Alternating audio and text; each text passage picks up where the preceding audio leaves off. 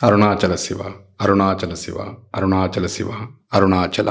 తిరువన్నామలై శ్రీచక్ర స్వరూపం. ఆ కొండ శ్రీచక్రమని నమ్ముతారు. నమ్మి దానికి ప్రదక్షిణం చేస్తారు. కావ్యకంఠ గణపతి ముని శివకోణాలు, శక్తి కోణాల చేత, ఆ కొండ పాదస్వరూపం చేత అది సాక్షాత్తుగా శ్రీచక్ర స్వరూపమే అని నిర్ధారించారు. ఎవరు ఏ కోణంలో చూస్తారో ఆ కోణంలో కనపడుతుంది ఆ కొండ. ఆ గిరి ప్రదక్షిణానికి, ఆ స్థూల శివునికి అంత వైభవం ఉంది. అరుణాచలంలో గిరి ప్రదక్షిణానికి ప్రత్యేక ప్రాధాన్యం ఉంది. మిగతా అన్ని దేవాలయాలు కొండ మీద దేవుడు ఉంటాడు. కానీ ఇక్కడ కొండే దేవుడు, కొండే శివుడు.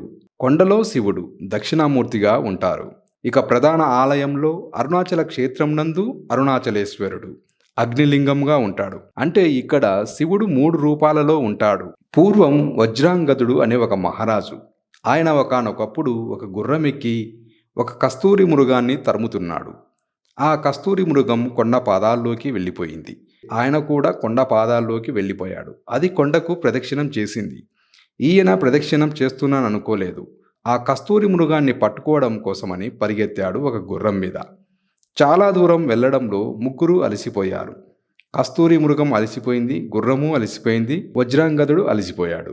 అకస్మాత్తుగా ఆ గుర్రము, కస్తూరి మృగం రెండూ పడిపోయి అంతర్ధానమైపోయాయి. వజ్రాంగదుడు కింద పడిపోయి చూస్తున్నాడు ఆ పొదల్లో. ఇదేమిరా, నేనెక్కిన గుర్రం అంతర్ధానమైపోయింది, కస్తూరి మృగం అంతర్ధానమైపోయిందని ఆశ్చర్యపోయారు. ఇంతలో 2 విద్యాధరులు ఆకాశంలో కనపడ్డారు. ఎవరు మీరన్నాడు. ఇప్పటి వరకు నువ్వు ఎక్కిన గుర్రాన్ని నేను, ఇప్పటి వరకు నువ్వు తరిమిన కస్తూరి మృగాన్ని నేను అని చెప్పారు వాళ్ళు. మీరిద్దరూ ఎందుకిలా అయ్యారు అని అడిగాడు వజ్రాంగదుడు. హిమాలయ పర్వత ప్రాంతంలో దుర్వాసో మహర్షి ఒక పెద్ద పుష్పవాటికను పెంచి అక్కడ తపస్సు చేసుకుంటున్నాడు, శాండిల్య వృక్షం కింద కూర్చొని. మేమిద్దరము లోపలికి వెళ్ళాము. ఈయన పేరు కాంతిశాలి, నా పేరు కళాధరుడు. మేమిద్దరము విద్యాధరులం. ఆ పుష్పవనంలోకి వెళ్ళాం. మంచి సువాసన వస్తుంది. ఈయన నిష్కారణంగా భూమిని తన్నుతున్నాడు. నేను పువ్వును పువ్వులా కొయ్యకుండా ఆ పువ్వులన్నింటినీ కూడా ఏదో పట్టుకొని ఒక్కసారి ఇలా లాగేసి కోసేస్తున్నాను. ఆ చెట్లు, ఆ పువ్వులు లాగేస్తే జడ పట్టుకు లాగితే ఆడపిల్ల నొప్పితో తప్పించుకొని వెనక్కు లాక్కుంటున్నట్లు ఆ కొమ్మలు వెనక్కి వెళ్ళిపోతున్నాయి. ఆ చప్పుడికి దుర్వాసో మహర్షి కళ్ళు తెరిచాడు. భూమిని తన్నకూడదు నిష్కారణంగా. ఒకడు పదగట్టన చేస్తున్నాడు, ఒకడు పువ్వులు కోస్తున్నాడు. ఆయన వెంటనే ఆగ్రహోదగ్రుడయ్యాడు. ఆయన అన్నాడు, ఒకడు భూమిని తన్నుతున్నాడు, ఒకడు పువ్వులు కోసేస్తున్నాడు. కాబట్టి కాంతిశాలికి, కళాధరుడికి శాపవాక్కు ఇస్తున్నాను. ఎవడు భూమిని తన్నాడో వాడు గుర్రమవుతాడు.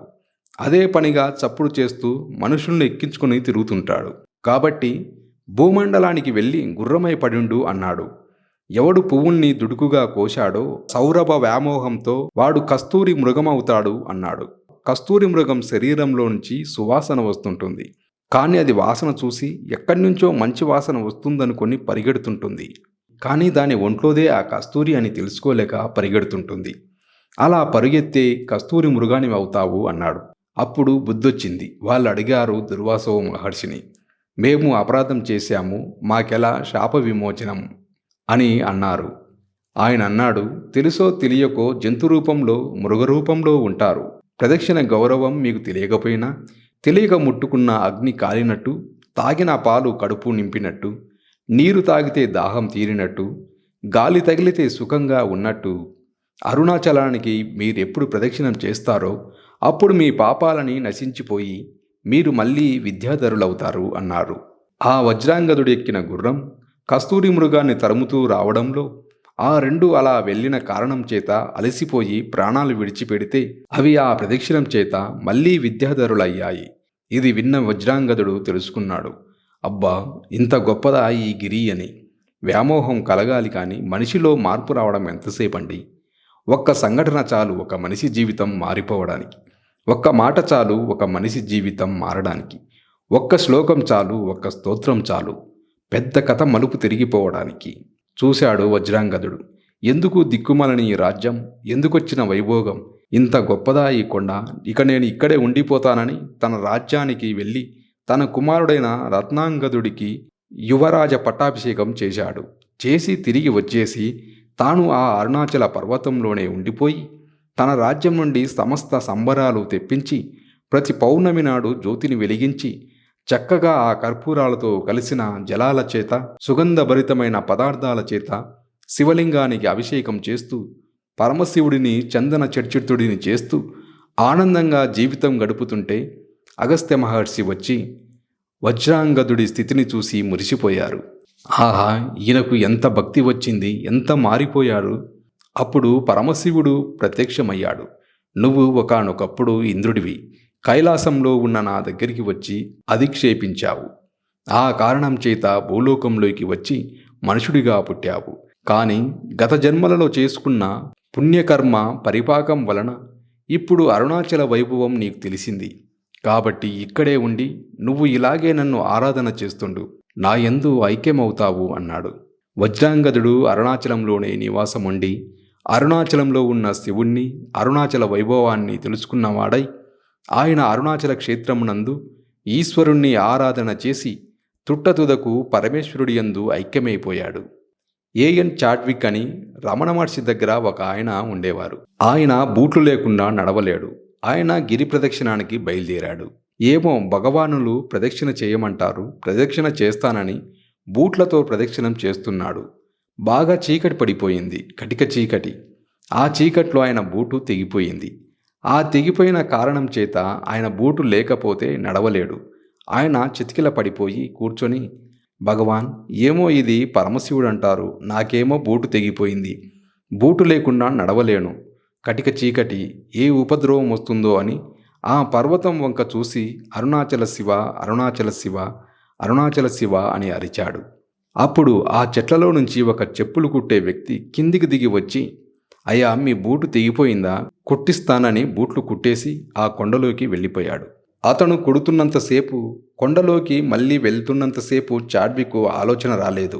ఇంత చీకట్లో కొండ నుంచి ఎవరు దిగుతారు పొదల్లోంచి అని.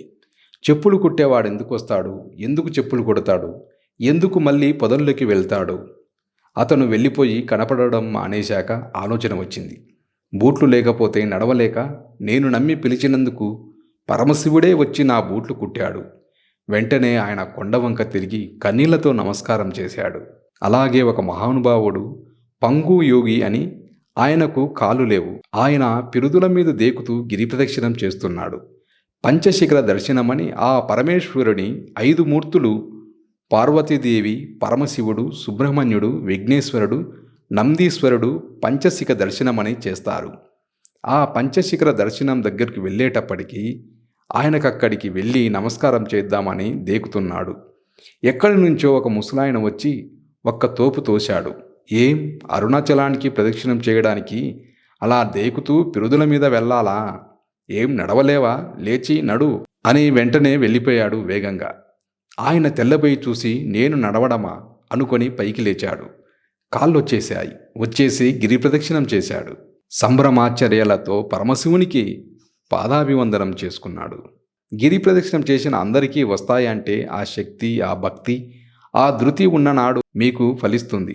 కాబట్టి ఆ గిరి ప్రదక్షిణం ఎన్ని విశేషాలనో నిరూపణం చేసి చూపించింది. అంత గొప్ప ప్రదక్షిణం ఆ గిరి ప్రదక్షిణం. ఈ అరుణాచల వైభవాన్ని ప్రతి ఒక్కరూ తెలుసుకొని అరుణాచలం వెళ్ళి గిరి ప్రదక్షిణ చేయాలనేదే నా సంకల్పం. ఈ వీడియోను లైక్ చేసి షేర్ చేయండి. ఛానల్ సబ్స్క్రైబ్ చేసుకోండి. మరిన్ని విషయాలతో మరో వీడియోలో కలుద్దాం.